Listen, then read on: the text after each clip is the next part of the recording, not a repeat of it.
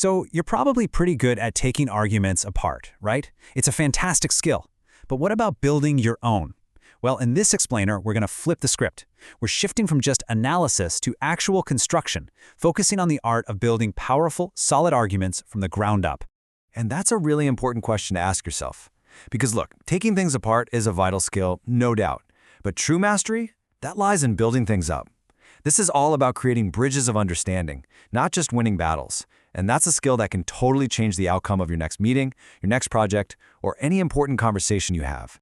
All right, so let's start with a core idea here, and it's a big mindset shift.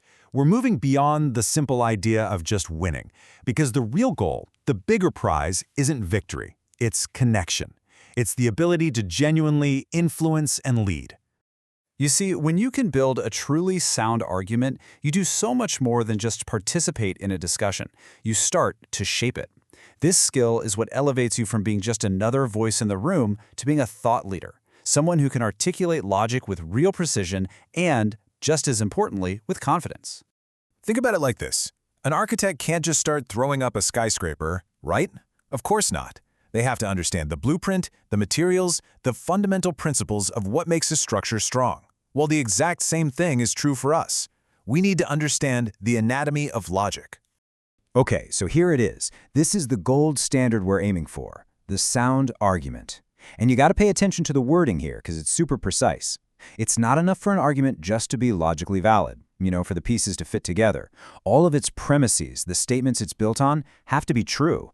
When you have that combination, the conclusion isn't just likely, it's inescapable. So let's break that structure down. I want you to picture every argument you build like a house.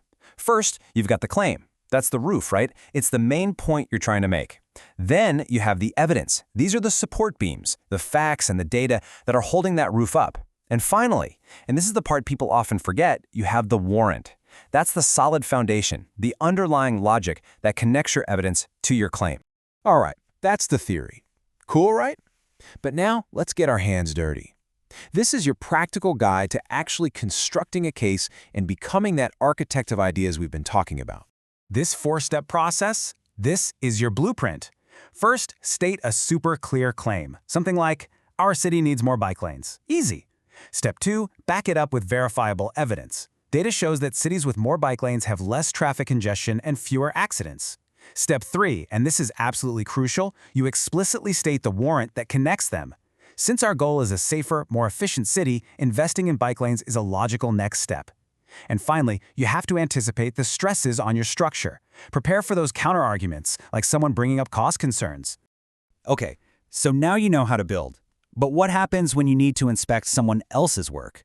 A good rebuttal isn't about bringing in a wrecking ball. No, it's more like a structural inspection. You're focusing on the logic, on the evidence, not on the person who built the argument. And wow, this is such a critical distinction. A logical rebuttal gets into the ideas. It questions the evidence, or it challenges that foundational warrant. It's trying to clarify and understand.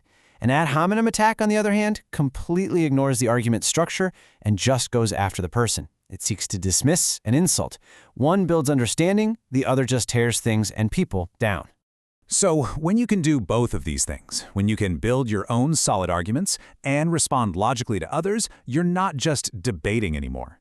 You are developing the absolute core skill of leadership, the ability to guide any conversation forward in a productive way.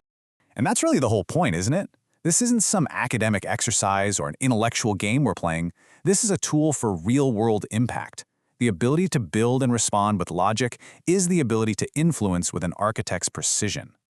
There's this quote from the presidential speechwriter James Hume that just hits the nail on the head.